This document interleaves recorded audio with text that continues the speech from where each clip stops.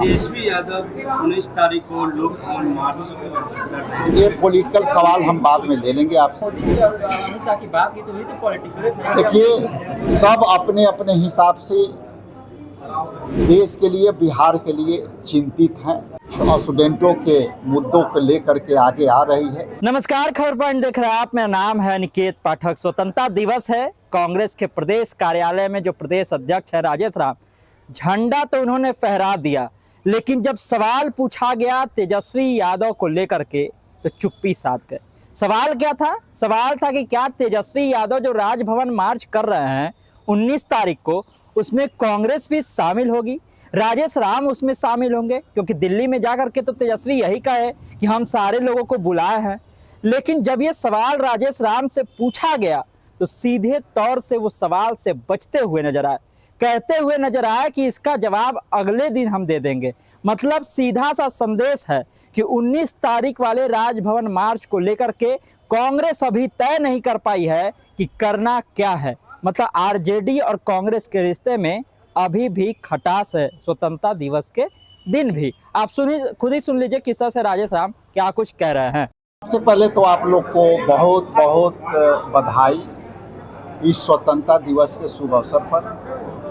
हम सब मिल करके देश के गरिमा को बढ़ा रहे हैं, इस बात के लिए भी बधाई। आज स्वतंत्रता दिवस के शुभ अवसर पर मैं शॉर्ट में 2-3 बातें रखना चाहता हूँ। पहली तो ये बात कि जिस अंग्रेजों को 200 वर्ष हमारे देश पर कब्जा करके रखा, हमारे पूर्वजों ने, खास करके गांधी जी के नेतृत्व में हमें स्वतंत्रता मिली और हर साल हम लोग स्वतंत्रता धूमधाम से मनाते हैं और देश को एकता, अखंडता, एकजुटता और धर्मनिरपेक्षता जो हमें संविधान देती है, वो संविधान की हम रक्षा के संकल्प भी लेते हैं। आज के परिप्रेक्ष्य में जो केंद्र में सरकार है, खास करके प्रधानमंत्री, गृह मंत्री के नेतृत्व वाली जो केंद्र में सरकार है, वो सरकार जीती हुई कहती है, लेकिन आज साबित हो गया है कि 22 दिन के लगभग 17 अवधि के बावजूद भी हमारे नेता राहुल गांधी जी के लगातार चुनौती के बाद भी वहाँ संसद के अंदर चुनौती स्वीकार करने के लिए भी हिम्मत नहीं हुआ। आज जीते हुए उन जनप्रतिनिधियों पर बड़ी सवाल है और जनता के अपमान है। और जिस तरह से कल 3 मिनट 16 सेकंड में प्रधानमंत्री और गृह मंत्री एक औपचारिकता पूरा करके वापस हुए, ये देश के हित में नहीं है।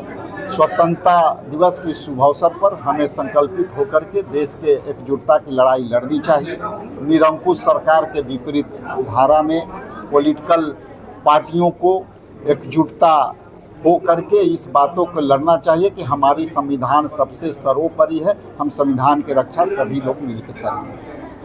आप सभी के चैनल के माध्यम से बिहार वासियों, देशवासियों और आपके सभी चैनलों को स्वतंत्रता दिवस की हार्दिक शुभकामनाएं। तेजस्वी यादव 19 तारीख को लोक भवन मार्च कर रहे हैं। ये पॉलिटिकल सवाल हम बाद में ले लेंगे आपसे।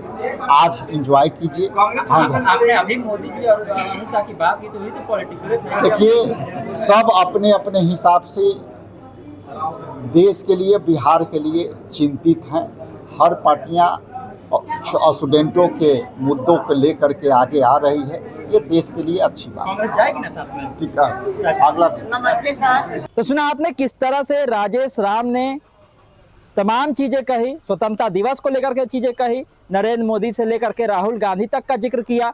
लेकिन जब तेजस्वी यादव को लेकर के सवाल पूछा गया और राजभवन मार्च में शामिल होने को लेकर के पूछा गया तो कहने लगे कि हर पार्टी अपने अपने तरीके से छात्रों पर हुए अत्याचार का विरोध कर रही है। लेकिन जब ये पूछा गया कि आप जाएंगे तेजस्वी यादव के साथ में, तो उससे वो बचते हुए नजर आए हैं। आप इसका मतलब समझ लीजिए कि कांग्रेस और राजद का जो रिश्ता है वो किस तरह का है। तमाम सारे अपडेट के लिए आप इस खबर पॉइंट से जुड़े रहिए। यूट्यूब पर देख रहे हमारे चैनल को सब्सक्राइब कीजिए, फेसबुक पेज को लाइक कीजिए। धन्यवाद, नमस्कार।